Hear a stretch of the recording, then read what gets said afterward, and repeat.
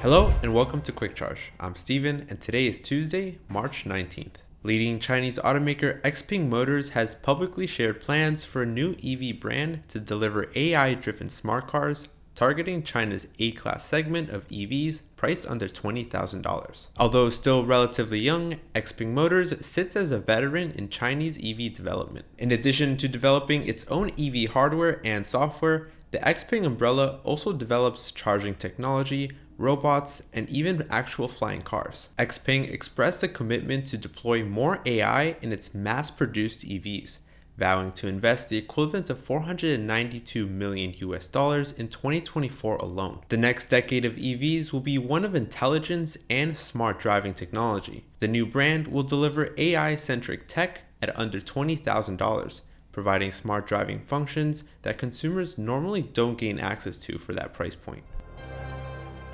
Tesla has hired an experienced semiconductor manufacturing executive to help ramp up its battery cell production. Tesla has unveiled a new tabless cell technology enabling a bigger cell format called 4680. The automaker was able to ramp up production to support its Model Y production and recently switched to the 4680 production line to produce a new version of the battery cell for the Cybertruck. Tesla says that battery production is not a bottleneck in Cybertruck's production ramp, and that Tesla even has weeks of battery inventory. The automaker talked about a 5x in energy capacity, 6x in power, and a massive reduction in cost. However, there are reports that Tesla is having issues with its cathode mix and dry electrode production. John Paul Daly has joined Tesla to help improve battery production at Gigafactory Texas. Tesla has been looking at the semiconductor industry as an influence on its own manufacturing effort.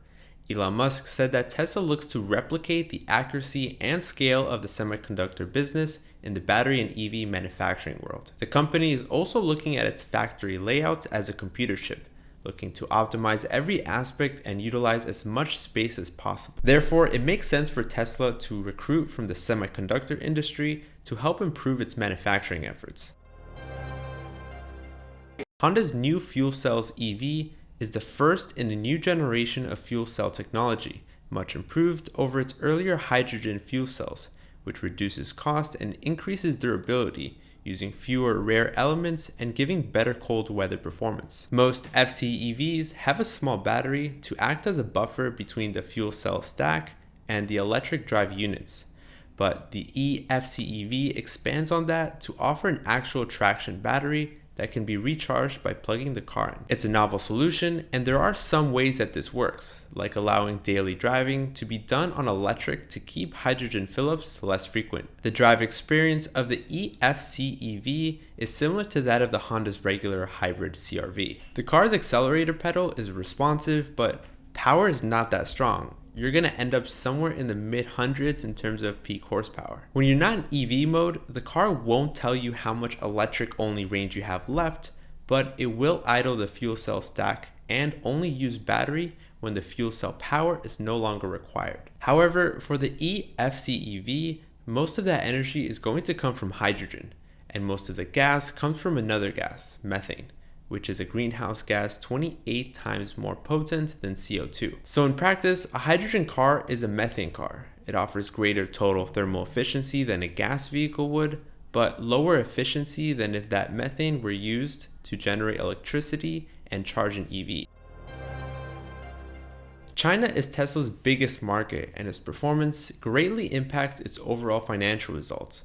So Tesla is offering deep discounts in order to sell electric vehicles in China. Several analysts have noted that Tesla seems to be digging deeper into its pockets to increase demand in China. Tesla posted on Weibo about a slew of new incentives in China, which adds up to $5,000 in discounts valid before March 31st. These are significant incentives, and it will be interesting to see how it affects its gross margins, which have been consistently declining for more than a year. The EV price wars will have to bottom out eventually, but it looks like we haven't achieved that point just yet. NVIDIA's DriveThor will power BYD's next-gen EV fleet as the race for the best software heats up.